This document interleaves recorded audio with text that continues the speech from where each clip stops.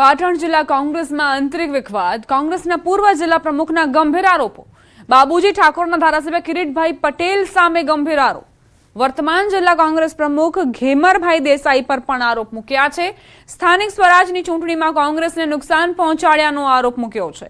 News 18 Gujarati સાથે બાબુજી ઠાકોરે ખાસ વાતચીત કરી. નેતાઓએ સંગઠન મજબૂત કરવાને બદલે પાર્ટીને નુકસાન કર્યાનો દાવો કર્યો. લોકસભા ચૂંટણીમાં યોગ્ય મત વ્યવસ્થાપન ન થયું હોવાનો પણ આક્ષેપ. ધારાસભ્ય કિરીટભાઈ પટેલ ચંદનજી ઠાકોરને પૂરતો પાટીદાર મત અપાવી ન શક્યા હોવાનો દાવો. જિલ્લા કોંગ્રેસના વર્તમાન નેતૃત્વની કાર્યશૈલી પર બાબુજી ઠાકોરે કટાક્ષ કર્યો.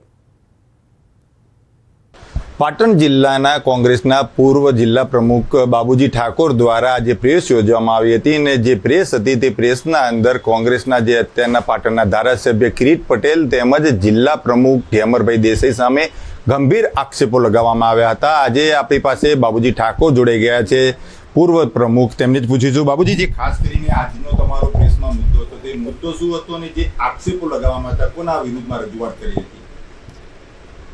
મારો આજનો મુદ્દો એ હતો કે ગુજરાત પ્રદેશ કોંગ્રેસ સમિતિ દ્વારા લોકલ એમએલએ હોય અથવા એક્સ એમએલએ હોય અને જિલ્લા પ્રમુખને સ્થાનિક સ્વરાજની ચૂંટણીમાં ઉમેદવાર બનાવવાની સત્તા એમને આપેલી. ત્યારે એ પોતપોતાના અંગત સ્વાર્થ માટે અને પોતાને વફાદાર હોય, પોતાનું કહાગરા હોય, પોતાની પપેટ હોય એવા ઉમેદવારો નક્કી કર્યા. જ્યારે સામે પક્ષે કોંગ્રેસ માટે વર્ષોથી વફાદાર હોય, પાયાના કાર્યકર હોય એવા કાર્યકરોની અવગણના કરી અને તમે જાણો છો કે પરિણામ આનાથી વિપરીત આવ્યું.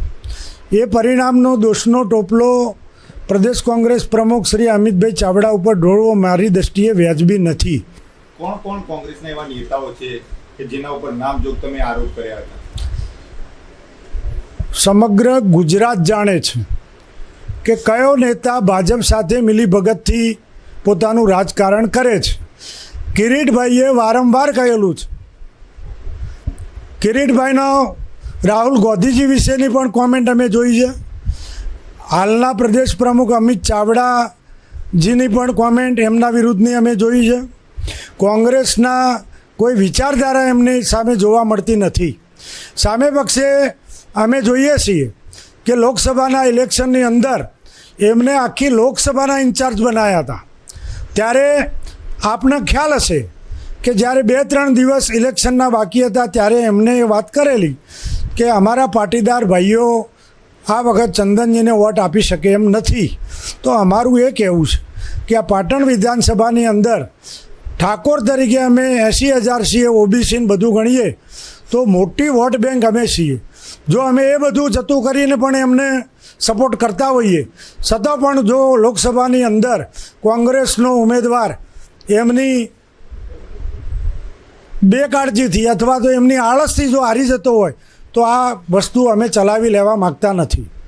એક વસ્તુ કે આપ ચૂંટણીમાં જીતી શકો એવા છો, તમને પસંદગી ઉમેદવાર તરીકે ના કરે અને એક નામના ભાઈ કે કાર્યકરની કરે તો હારી જાય તો સીધી આડકતરી રીતે ભાજપને ફાયદો કરાવવાનો પ્લાન ગણી શકાય.